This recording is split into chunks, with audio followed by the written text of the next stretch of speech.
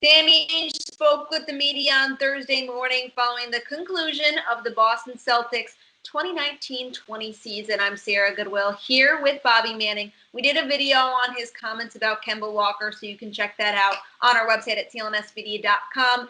But he also had plenty to say about a plethora of other topics, one including the trade deadline. He said he has no regrets, but looking back now, knowing that they had all these months off with COVID and then essentially a second training camp before the restart of the season, he might have done things a little bit differently. What do you think he was alluding to there?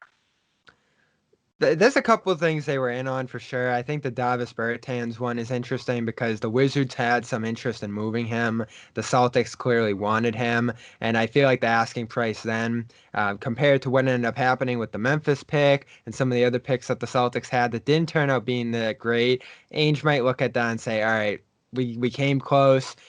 Those picks aren't that great. We don't know what we're going to do with them now, and that's probably a move we could have and maybe should have made back then.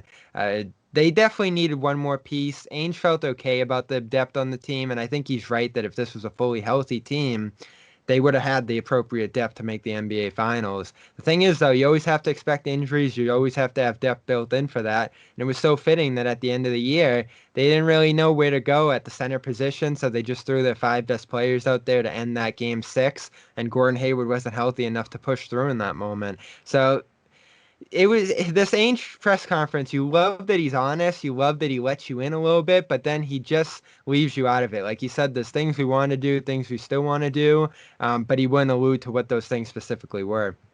Definitely leads you on a little bit, but plenty to think about now, turning the page to this short off season. He said there's things they still want to do. What do those things include, in your opinion? It has to be a big man, right?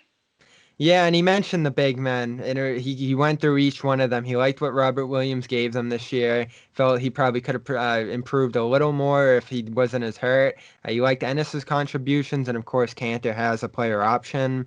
And Daniel Tice, he said, was great at times. So I think he left a little bit to be desired there at the big man position. But as he said too, it's always hard to get a franchise big man, a guy that you can rely on there. The Celtics have been searching for one essentially since Kevin Garnett left, Kendrick Perkins left. They got those couple years with Al Horford, but even he wasn't your typical center. So that's definitely going to be something they keep an eye on this summer. Now, there's options out there. Tristan Thompson is a free agent, a couple other guys, but they don't have a ton of money to spend. So you look to their resources. Some of these younger guys, some of their picks, I think they'll be active in trying to shake those things up. The question is whether they'll look at moving a top piece on the team, like we talked about yesterday with Hayward or Marcus Smart. I would imagine no. I think they like the core of this team. It's just, do you have the value with those ancillary pieces that we don't love, and of course other teams aren't going to love either. Yeah, he did mention Romeo Langford and said he showed great improvement.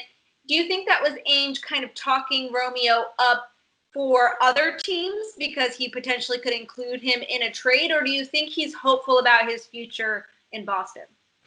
Well, anybody's on the table. So I think you're always going to try to pump up a guy like that a little bit if he's going to be a trade chip. Romeo's not going to have any value this summer, unfortunately. They know that. The league knows that. He's going to miss time in the next season. So I viewed that more as him kind of pumping up his recovery effort because he's gone through so many injuries. I feel like he had 3 or 4 different injuries this year. So, that's probably taking a mental toll, especially on a guy who had to rework his shot. It's not Markel Fultz situation there, but they know that there's a mental side to this recovery. When you have to go through 3 or 4 in a season and now expect to miss in the next season, that's going to be tough on him. So I felt that was more from Ainge. And you're right, that's a guy who's not going to be a trade chip either this summer. So that hurts him too in that respect.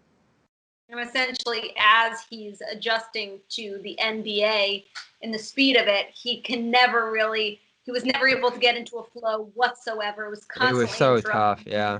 One nagging injury or the next. But for all of our breakdown of Danny Ainge's press conference, including the press conference itself in full, check it out on our website at clnsmedia.com and on our YouTube channel at Celtics All Access.